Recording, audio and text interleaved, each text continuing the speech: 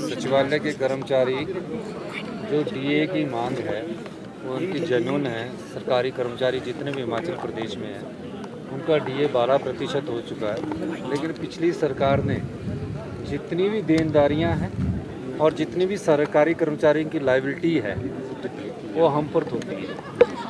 अपने 5 साल में जो अभी 10 महीनों में निकलकर जो मामले आ रहे हैं, जिसमें क्रिप्टो करेंसी का मामला है उस पर कोई गौर नहीं किया गया, जिसमें भर्ती घोटाला जो हमारा सबऑर्डिनेट सिलेक्शन बोर्ड का था उसमें कोई काम नहीं किया गया, पुलिस घोटाले में कोई काम नहीं किया गया।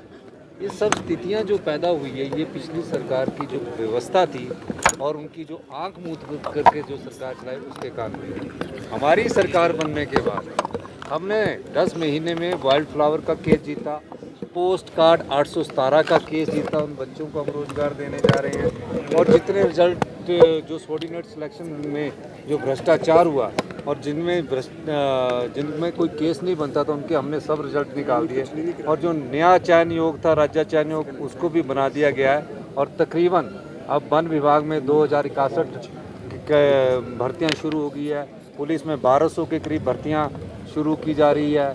हमारे पैरामेडिक जो पंप ऑपरेटर्स वगैरह है, पैरा स्टाफ है, उसमें 4500 के करीब भर्तियां की जा रही है।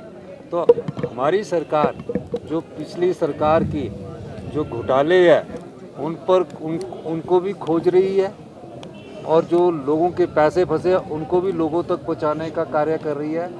और पिछली सरकार सिर्फ अखबार में स्टेटमेंट के माध्यम से भ्रामक बयानबाजी कर रही है।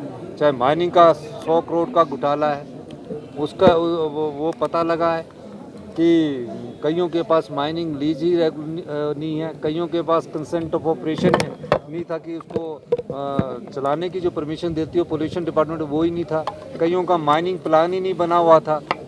और इस तरह से वो जो घोटाला है वो अभी काफ़ी कुछ निकल रहा है। तो सारी चीज़ों की हम इंक्वायरी कर रहे हैं। ये तो एक रावी बेसिन पर जो लापरवाही के कारण, माइनिंग डिपार्टमेंट की लापरवाही के कारण जो ये नुकसान हुआ है, सरकार उसका भी अध्ययन कर रही है। सर, कारोबारी निशांत की ओर से जो आरोप लगाए गए थे डीजीपी पर, आज उस मामले को लेकर सुनवाई है, किस तरह से सर आप? देखिए, मैंने पहले ही कहा है कि कोई गलत नहीं होना चाहिए, किसी पर ना गलत आरोप लगना चाहिए और ना किसी के साथ आरोपी के साथ गलत होना चाहिए। उसकी फैक्ट्स जब आएंगे तो चाहे कानून के सामने कोई मुख्यमंत्री हो, कोई डीजीपी हो, सब पर कार्रवाई संभव है। लेकिन अभी फैक्ट्स जो है वो सारे फैक्ट्स के पुलिस अध्ययन कर रही है। सर, विपक्ष कह रहा है उत्तराखंड में 10,000 हिमाचल का भी लोन ले लिया है और अभी तक देखिए 10,300 करोड़ का लोन तो भारत सरकार से दिलाओ ना, हम तो लेने को लिए तैयार बैठे हैं, हमको बोलो।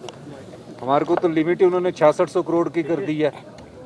ओल्ड पेंशन के कारण उन्होंने 1780 करोड़ रुपये हमारे रोक दिए जो हमारे लोन में मिलना चाहिए।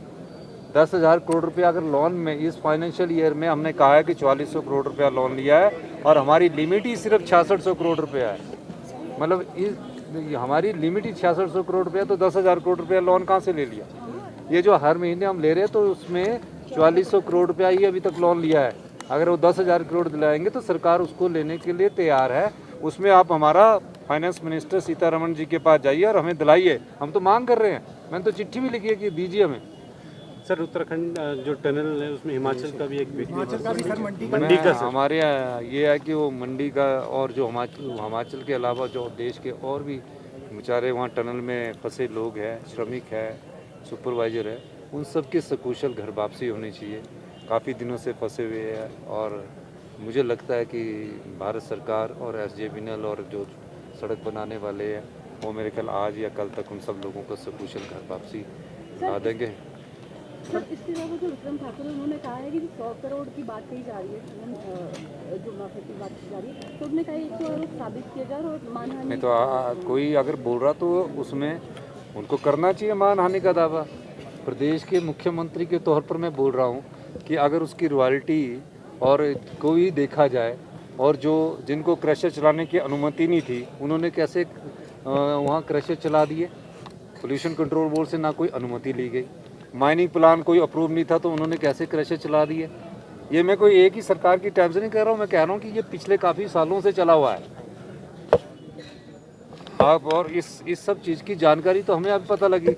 और जो क्रशर की जिसकी लीज पूरी है, उसमें ऑपरेशंस की उसको परमिशन है, उसमें अगर उसकी लीज पूरी है, उसका माइनिंग प्लान अप्रूव है, तो हमने किसी क्रशर को रोका नहीं है। ये क्रशर हमने जो रोके थे, इसमें हमको जब रिपोर्ट्स आई कि बड़ी बड़ी पहाड़ियाँ काट दी गई है और उसकी लीज ही अप्रूव नहीं है, उस आधार पर हमने ये किया था। तो इनके ऊपर कोई कार्रवाई भी होगी, पेनल्टी? और देखिए, अभी तो सब लोगों को हमने कहा है कि अपने कागज़ पत्र पूरे कीजिए, और उस कागज़ पत्र के आधार पर उद्योग मंत्री आपके जो क्रशर है उसको करेंगे। लेकिन हमारी रॉयल्टी जो हिमाचल प्रदेश के राजस्व में आनी चाहिए वो पूरी आएगी। उस संदर्भ में हम कई और माइनिंग डिपार्टमेंट में व्यवस्था परिवर्तन करने में लगे हैं।